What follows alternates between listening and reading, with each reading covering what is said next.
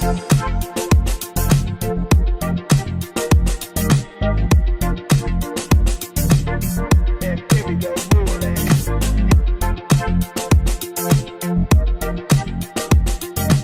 what is up guys, I'm KBHD here, and this is the iPhone 8 review.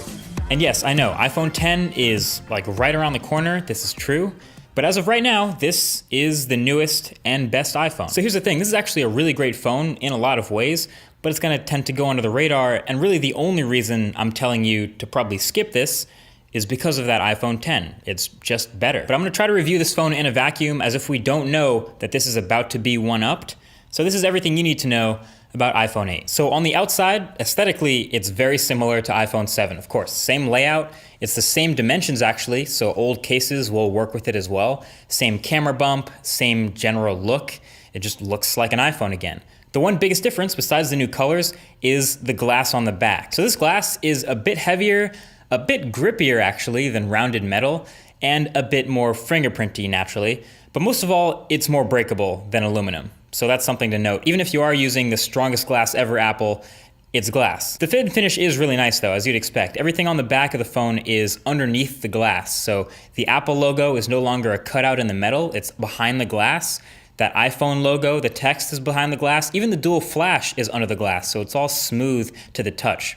But the main reason they went with the glass is wireless charging. So iPhone 8 now supports Qi-enabled wireless charging through that glass. So any of those wireless charging pads you see at Starbucks or on those IKEA tables or at a Samsung user's bedside table, the iPhone can now use those too. Nice.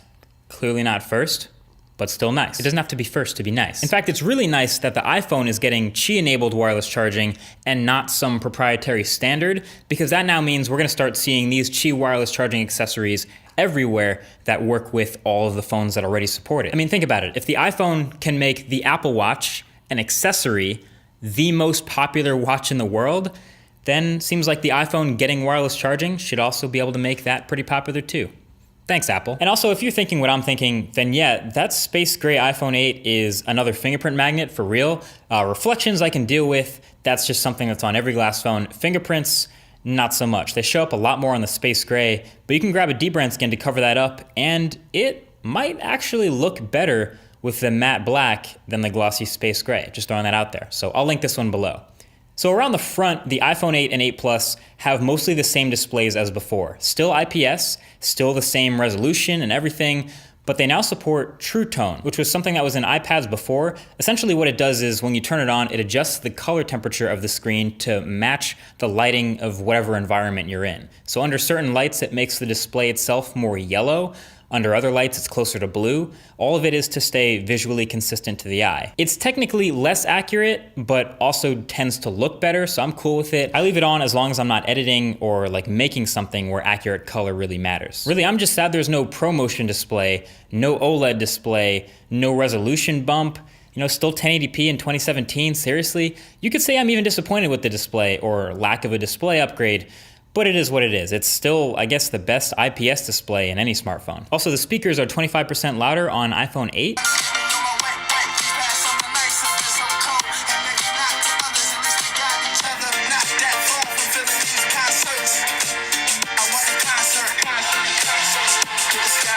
Honestly, I don't hear much of a loudness difference. It sounds to me more like a clarity difference. These just sound better. But yeah, everything else new about the iPhone 8 is on the inside, and that would be with the cameras and the specs. So when we originally got this announcement, I thought this would be some pretty minor upgrades, you know, slightly new camera bump. We see that every year.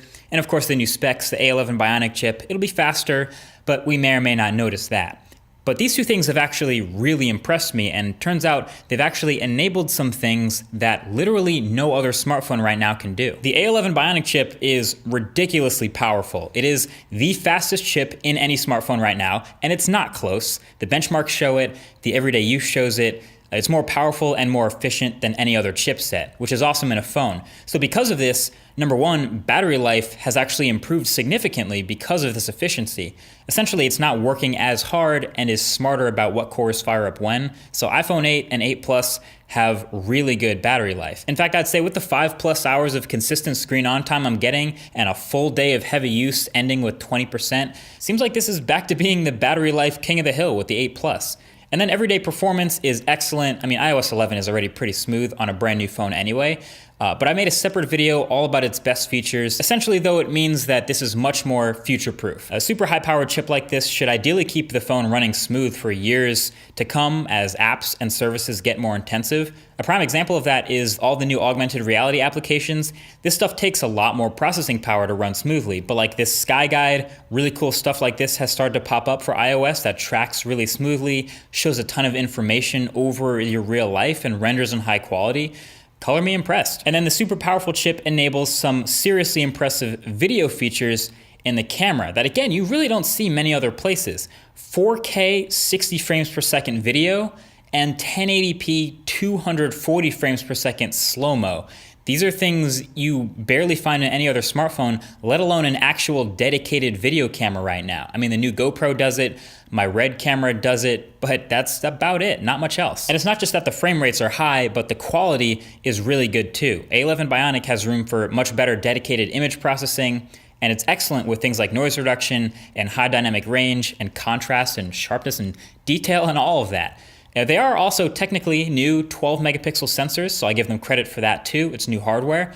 New cameras for both the 8 and 8 Plus, also put a new secondary telephoto camera for the Plus.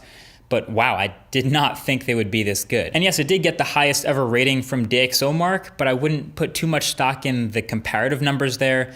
Just know that photo quality has taken a noticeable step up. And even though the next Google Pixel is right around the corner and iPhone 10 with slightly better glass is also incoming, the photos I've gotten from this phone have pretty much cemented it in the top 5 smartphone cameras of this year. It's that good right off the bat. If you're into photography, iPhone 8 will not disappoint.